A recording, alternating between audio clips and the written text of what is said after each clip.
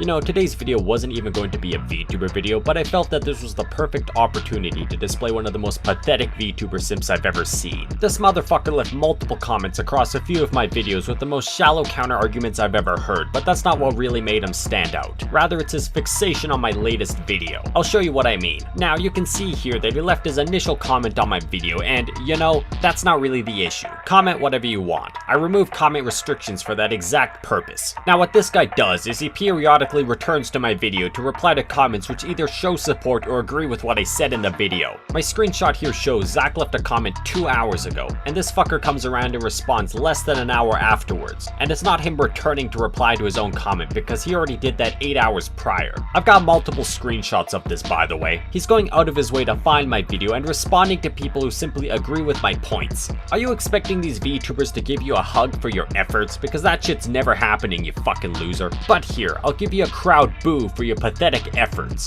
Everyone, boo this nigga! But that's not even the worst of it. On his own comment, Abyss here responded by basically disproving his point, and his response was simply, no, must be schizophrenic. I guess your pea-sized brain can't comprehend when someone disproves your basic as fuck arguments. My videos must have struck a nerve or two, because every other normal person just leaves a comment and moves on in life. They've pissed you off enough to the point where you have to frequently revisit my video and respond to anyone who even remotely supports me. To be completely honest, this is more sad than anything. Like what? You've got nothing else going on in your life aside from defending your dogshit VTuber waifu online? Part of me hopes this is some dumb troll, but due to the nature of the internet, it wouldn't surprise me if this pathetic lowlife was actually this far down the rabbit hole. Whatever, let's disprove this dipshit's arguments. I saw this in my recommended for some reason, so I'll just respond to 2 videos, this being one of them. How is Snuffy anything you said? It sounds like you just watched clips about it. Her new model didn't really affect her numbers as much as you think, and she constantly changes ones, not nearly the same level of that. I saw clip watching because clips always show VTubers making a Reddit joke out of a few minutes of a long live stream. That's why watching clips aren't the best. Besides that, tell me how she is pandering when she even dropped her fake voice a year ago. How is Snuffy anything I said? How is Snuffy using sexualization to draw in viewers? How is Snuffy exploiting young and horny coomers for easy simp money? It's almost as if I fucking explained it in the video. You're gonna pick up on something very quickly about this guy. He just doesn't fucking listen. Or it's not that he doesn't listen, just that he chooses to ignore information that goes against his own pathetic beliefs. That's the simp mentality for ya. My queen Snuffy wouldn't lie to me. She's a true and genuine content creator. You made a point about her numbers not being affected by the sexual content, and so I did a bit of digging to discover that there are 2 big events that brought Snuffy a great deal of attention. First, her association with the Lewdcast, hosted by Melody, the porn VTuber, and some other VShojo scum. And second, the shift to more sexual content, most likely inspired by the aforementioned Lewdcast. Both of these events transpired around December 2020 to January 2021. Now, if you look at the social blades for Twitch and YouTube, you can see a spike in growth during this time period. But nah, it must be a coincidence. The newfound adoption of sexual content and her increase in popularity around the same time frame must be completely unrelated. There's definitely no correlation between the two at all. It's not like she suddenly realized that you can manipulate sex online for the sake of easy money.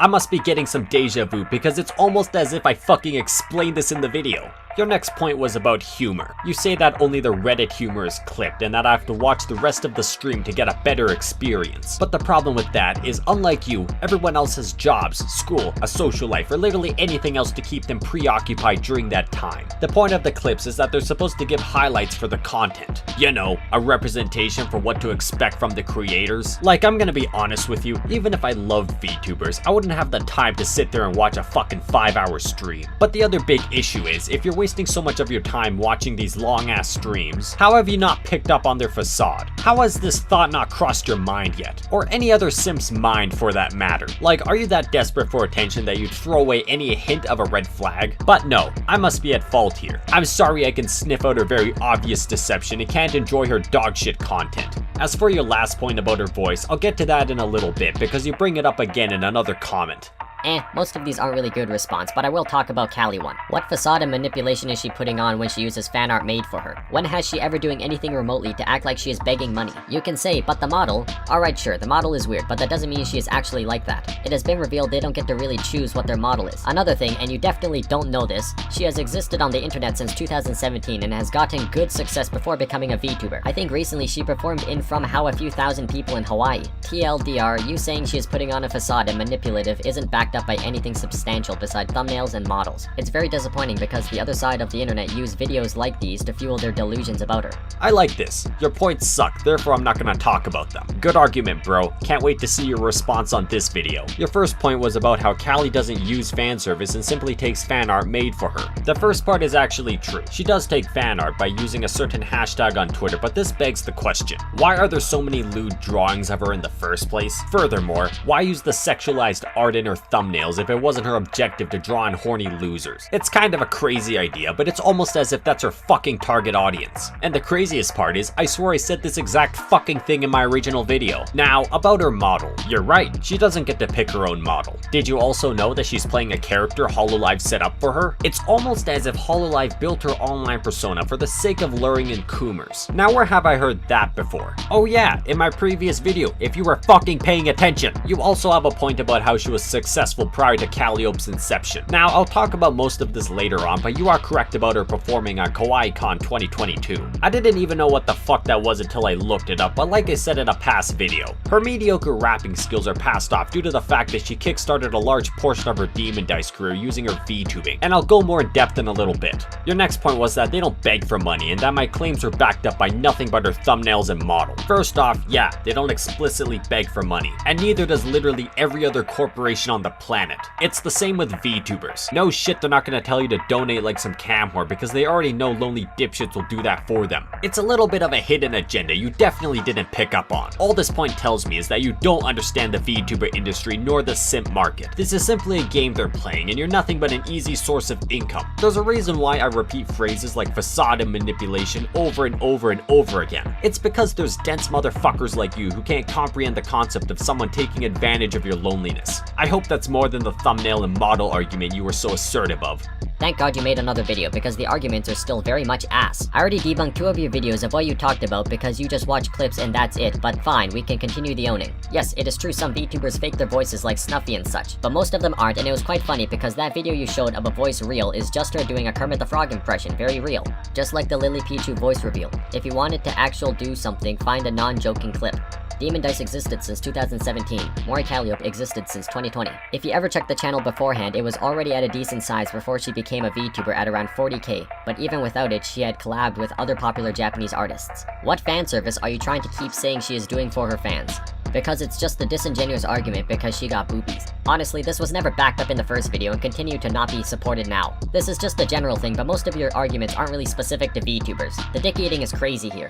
I like this one. Debunked and owned. Part of me really hopes this guy's being satirical because there's no way in fuck anyone would think those half-assed and lazy arguments would actually disprove anything. One of your points was literally, oh, your arguments suck, so I'm not gonna talk about it. On top of that, they're full of blatant lies, which are clouded by your inability to accept these VTubers you hold so dearly to actually be a scummy ploy to siphon money out of lonely dipshits like you. I think the worst part about this is you actually think you did a good job at defending VTubers. Your delusional confidence in this topic is funny, so I'll applaud you by giving you another crowd boo.